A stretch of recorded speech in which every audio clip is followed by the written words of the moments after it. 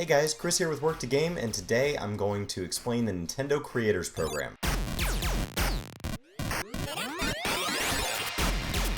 Now, copyright infringement just says that, hey, I own some material, and if you want to reproduce it, if you want to distribute it, if you want to make money off of it, whether that be derivative works or actually just republishing my work, that you really can't do that without my permission. And yeah, there's some caveats such as like parody and how much of it. You hear all these loose things like, oh, if you only use this much, it's okay. But when it comes to YouTube, these gray areas aren't being interpreted by lawyers. They're being interpreted by amateurs, such as Brian and myself. And so you hear all these different horror stories about people's stuff being taken down or different copyright claims being made. And sometimes the claims are being made by other people who know just as little about all of this as the person it's being claimed against. And with the number of hours of content being uploaded to YouTube every single minute, it's hard to picture how anybody could be reviewing any of this for the purpose of educating and helping, even just enforcing. That can be very, very difficult to try to do. But when a company like Nintendo comes into play, who is their entire livelihood is based on the intellectual property, that IP of just games, I can understand why they get a little defensive. You know, Disney does it with their characters and Coke does it with their branding, and I can understand that desire to protect what they work so hard to create. And the knee-jerk reaction is to avoid this new social media, this new craze, and so their first reaction is just to take down anything. And the best way to do that is to target the money. So anything with taglines, titles, obvious, it's got a lot of watch time, and they see that there's Nintendo video footage in there.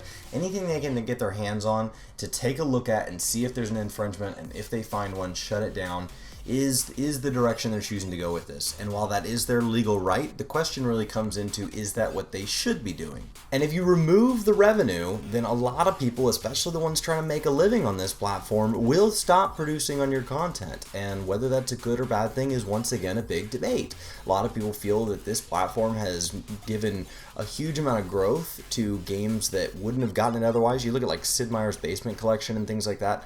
Those did really well because of Twitch, because of social media, because of Reddit, YouTube, and Nintendo never really came from that. Nintendo has done very well on its own, and so it feels that it's in a different world. And I wanted to explain kind of what the Nintendo Creators Program is. So now that I've kind of given the basis for this, they did say, you know what, we need to let a few creators in, we need to let people who want to play by our rules in, as long as we can have an extra amount of control. So we will make them join this program beyond the YouTube guidelines, and they will agree to not be hateful and to be very family oriented and to play by our rules. And in order to make them do that, we'll kind of dangle their money above them, and we'll give them a small piece as long as they're playing by the rules. And so now money is being taken and it's being split by YouTube, and then it's being split again by Nintendo, and you can have the rest.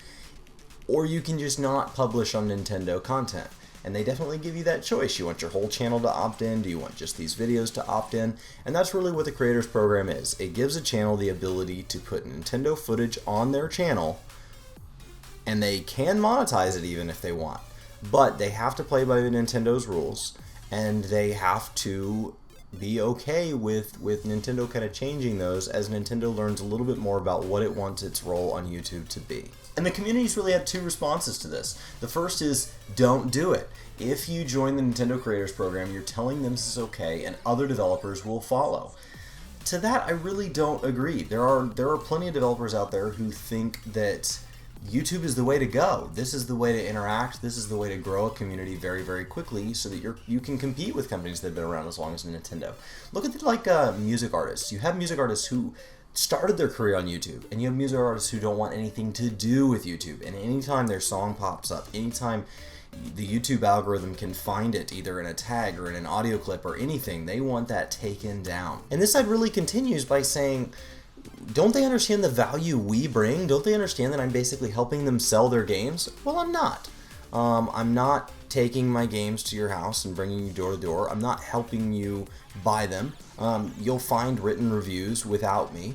And at the end of the day, Brian and I are more hostage to developers coming out with games that we can publish on YouTube to make this channel possible than they are held by us, because they were doing it before YouTube existed. And so, yes, I can understand that a game can grow faster through viral videos and through just good reviews from content we like to watch, and video content is the new media. So as print media dies, as things like this die, yes, that aspect will shift to YouTube and similar platforms. And so I can understand that side, but I can also understand them saying, you're not my marketing team, and I shouldn't be giving my revenue up to you or my control up to you, because if you want to go on and bash games and things like that, that doesn't help me, so I don't want to encourage this. And people feel that Nintendo's being a bully. They're in a position that no other company is, and because they are defined as a level of success where if their licensing was worth $0 and they lost $257 million a year for just doing nothing and spending money on development, all because of policies like this, they would actually be around until the year 2075 before they finally went bankrupt. So I think they're in a unique position where that's a lot of power, and that's not to say that's okay. Just because a company has a lot of money doesn't mean it should be able to do whatever it wants. But it is something where we have to respect that if they want to follow their instincts, that is absolutely their right, and they do not need our money. And so if they want to choose the way they run their business, that's their ability. You know, if I ran a business and I felt really strongly about the way I was running it and that it was the right thing to do and it was right to me and it was right to my customers, and somebody came in off the street and said, you really need to be doing this differently, Chris, and I'm succeeding, I might hear them, but I'm probably not going to change the way I'm acting. And it does discourage for-profit channels. If Brian and I were trying to make a living off of this YouTube channel, we would absolutely have to sit down and say, how many hours a week can we make videos? How many videos can we make in that time? And what does that do? Right? So you have these channels that they count every penny they make off of advertising revenue, and that goes into very real accounts, and that pays for very real groceries and very real rent and very real marketing budgets and all these other things. And so if my camera breaks or if I want to buy a new game, that comes out of that money. And so to say, okay, on this video over here, I have to share it with whoever, Nintendo or otherwise, and on this video over here, I don't. And I feel that both videos are good for my audience. Both videos are something that I feel conviction about, that I'm not lying about, I'm not changing the way I behave, I'm not changing my views. Then given the choice to make one video before I have to call it a day, it is easy to see how that one would seem to win a lot more often if it wasn't taking a cut. And just because Nintendo has categorically the most valuable IP in the whole gaming industry does not give them the right to act differently. Or does it? Brian and I really wanted to play Zelda on channel. We really wanted to share it with you guys, and you know, we had to sit down and think about this. And it's really easy to look at it hypothetically and say, oh, you never should, oh, you should.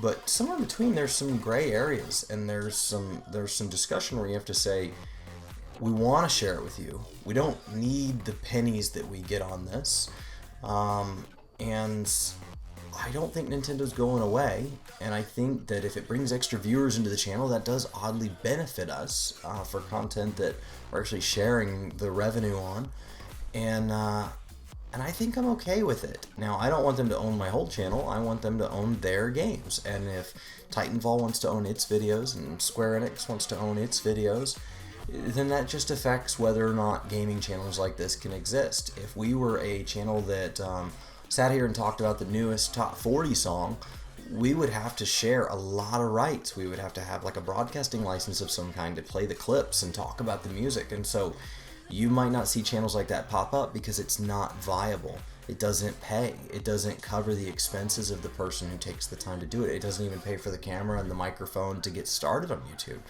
And so I think that, yeah, it'll affect whether or not it becomes an industry, and they just have to ask, well, is it being an industry something they want? And so, yes, you may have noticed that Brian and I are starting to put more and more Nintendo on the channel because that's where we're spending our time right now. We're kind of in a lull on Final Fantasy XIV.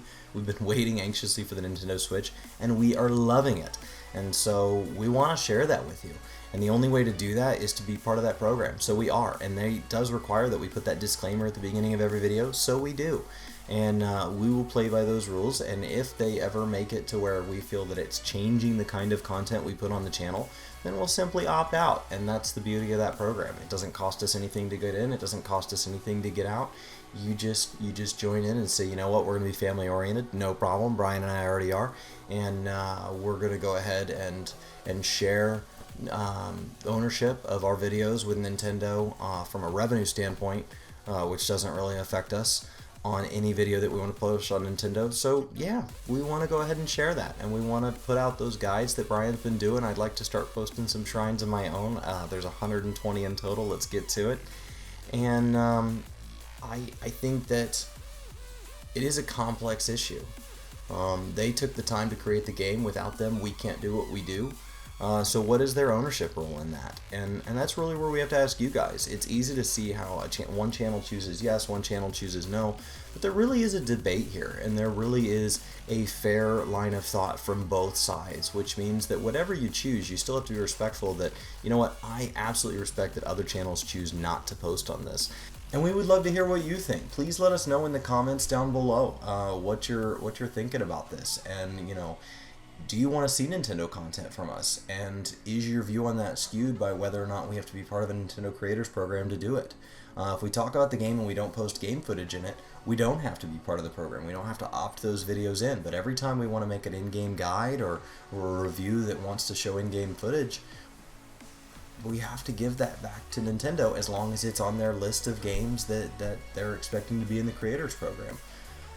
So we would love to absolutely get your opinion on it, and it's a complex discussion, and I'm sure a lot of comments are going to be absolutely yes or absolutely no, but when we start to have a real deep conversation about why and what our thoughts are, there are a lot of good viewpoints on both sides of this. So please share with us.